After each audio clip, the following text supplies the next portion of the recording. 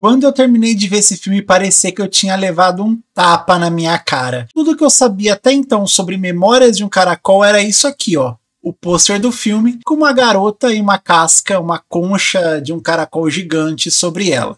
Só isso. Eu não sabia sequer que o filme era feito em stop motion. E a técnica que você filma quadro a quadro, animando objetos, normalmente feitos de massinha. Eu sabia que o filme estava concorrendo ao Oscar 2025 na categoria de melhor animação, e na minha cabeça eu estava pensando até então que o filme seria ou uma animação 3D ou uma animação clássica ali que a gente sempre tem. O filme stop motion hoje em dia demanda tempo, demanda dinheiro e principalmente demanda paciência, coisa que infelizmente ninguém mais tem hoje em dia. Então eu fui ver achando que seria uma animação infantil, engraçadinha, fofinha, como todas essas animações que a gente tem de montes por aí. Eu achei que o filme ia ter uma pegada à la Marcel, a Concha de Sapatos.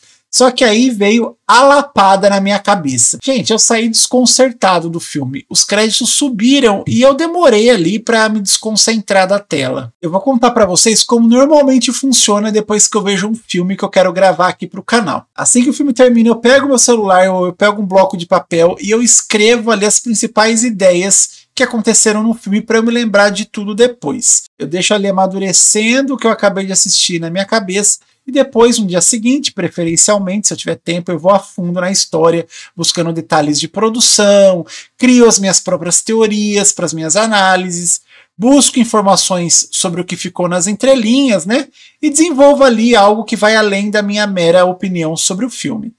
Gente, é um trabalhão para trazer esse conteúdo mais aprofundado, sem falar que tem que gravar, editar, postar e tudo, né? O trabalho de uma pessoa só. Então eu já vou adiantar que a melhor maneira que você tem para ajudar o canal é curtindo, comentando, se inscrevendo e compartilhando esse vídeo aí com quem viu o filme com você ou para quem você acha que merece ver esse vídeo. Isso nos ajuda demais a crescer e a trazer mais conteúdos para vocês.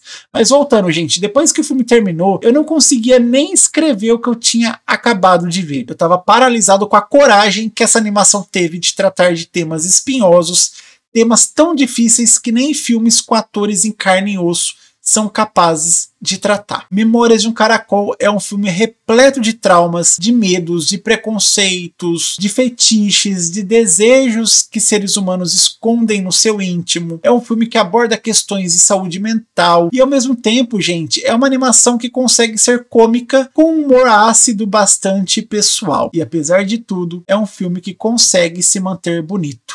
Eu li um comentário no Letterboxd de uma crítica que chamou esse filme de poesia, e eu não poderia concordar mais com ela. O filme é uma poesia audiovisual. Cada quadro é um deleite. Você poderia facilmente printar qualquer cena desse filme e usar como plano de fundo, porque funciona tudo muito bem. Cada linha do diálogo ou de narração existe ali por algum motivo, para desenvolver a história ou para nos tocar. E Memórias de um Caracol consegue nos tocar de uma maneira impressionante. O filme é australiano, escrito, produzido e dirigido pelo Adam Elliott. Ele vem de um estúdio australiano independente e pequeno. Pequeno aqui, gente, no sentido financeiro, tá?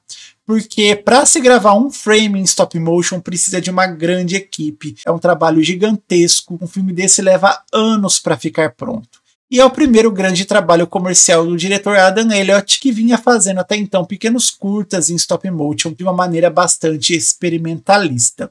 Quase como um laboratório para esse grande trabalho que ele nos presenteou. E a indicação ao Oscar o projeta então finalmente para o resto do planeta. Gente, eu vi uma entrevista onde o diretor disse que cria os seus personagens se baseando em sua família e nos seus amigos. E eu queria perguntar para o diretor Adam Elliott o que foi que o machucou tanto assim para ele resolver criar um filme tão triste e tão melancólico. Se eu fosse resumir o filme em um conceito, Memórias de um Caracol é a representação cinematográfica do existencialismo. O existencialismo, para quem não sabe, é uma corrente filosófica que enfatiza a individualidade do ser humano em um mundo sem um sentido pré-estabelecido. O existencialismo diz então que a gente é livre para fazer as nossas escolhas e que essas escolhas moldam a nossa existência. No filme, o existencialismo é representado pelos caracóis, tanto os de verdade, de massinha, deslizando ali pelas cenas, quanto os caracóis metafóricos. Todos os personagens dessa história são metaforicamente caracóis. Tal qual um caracol, cada um dos personagens carrega em suas costas o peso das suas escolhas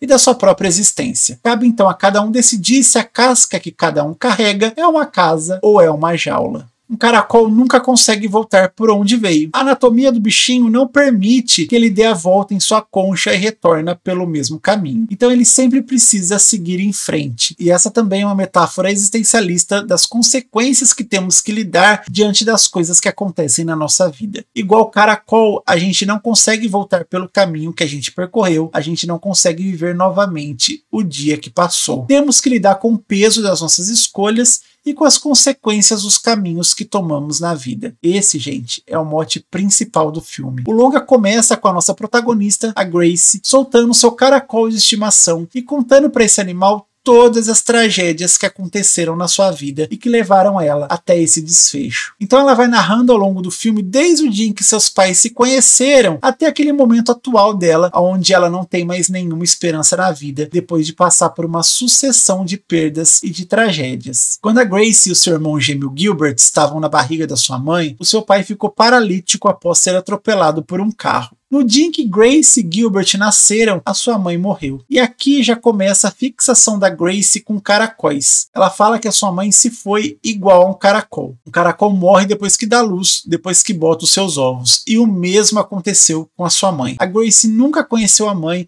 mas sempre teve um apego pelas memórias dela e guardava todas as coisas que a mãe tinha, além de cultivar o hobby da mãe, que era o de cuidar ali de caracóis. Como a mãe dela gostava de cuidar de caracóis, talvez numa tentativa de se aproximar da mãe, que ela nunca conheceu, a Grace inconscientemente começou a se sentir como um caracol. Ela chegou até a se vestir com uma touca de caracol, e sempre que ela se sentia ameaçada, ela se fechava como uma concha imaginária. Ela era solitária, sempre com muito medo de tudo e de todos. E ela só tinha um irmão gêmeo, o Gilbert, para defender ela ali dos vários bullies que ela vinha sofrendo desde a infância. O Gilbert, coitado, também se corrói por traumas. Ele é depressivo e a sua maior diversão é soltar os animais que estão presos em jaulas e em gaiolas.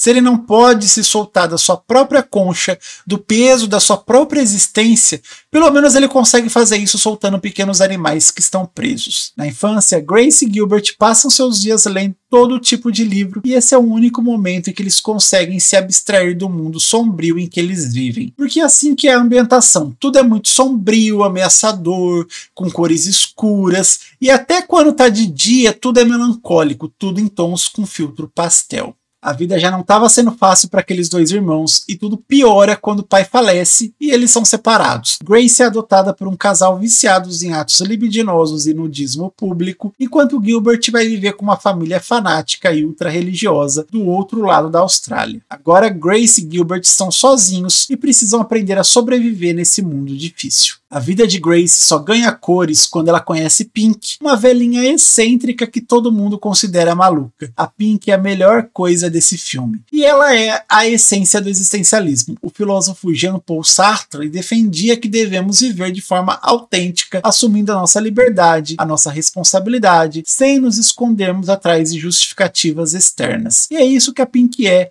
É isso que ela representa. Não é à toa que a Pink, em determinado momento do filme, diz a seguinte frase: a vida só pode ser compreendida olhando-se para trás, mas deve ser vivida olhando-se para frente. Essa é uma frase existencialista do filósofo dinamarquês Kierkegaard. Uma frase que diz que entendemos as nossas vidas só refletindo ali sobre o que já passou, mas que a gente deve sempre seguir em frente e sempre viver o presente. O roteiro, então, com seus monólogos e frases carregadas de melancolia e de esperança, lembra a gente que a vida só faz sentido quando a gente olha para trás, mesmo que a gente seja obrigado a seguir adiante. O caracol representa não só a passagem de tempo, mas também a inevitabilidade da mudança. Seu movimento lento e constante é um lembrete de que, por mais que a gente tenta frear ou negar, a vida segue o seu curso. Um fluxo contínuo de movimentos, onde a dor e a esperança convivem lado a lado. Há momentos em que a narrativa parece gritar: a sua gaiola nunca foi trancada,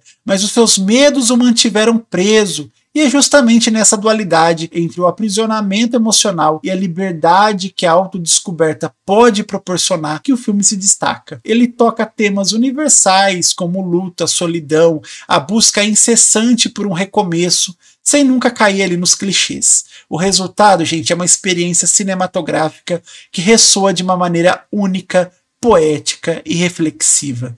É uma verdadeira joia. Memórias de um Caracol chega nos cinemas do Brasil agora no dia 27 de fevereiro e com certeza vale a nossa torcida no Oscar, lá no dia 2 de março.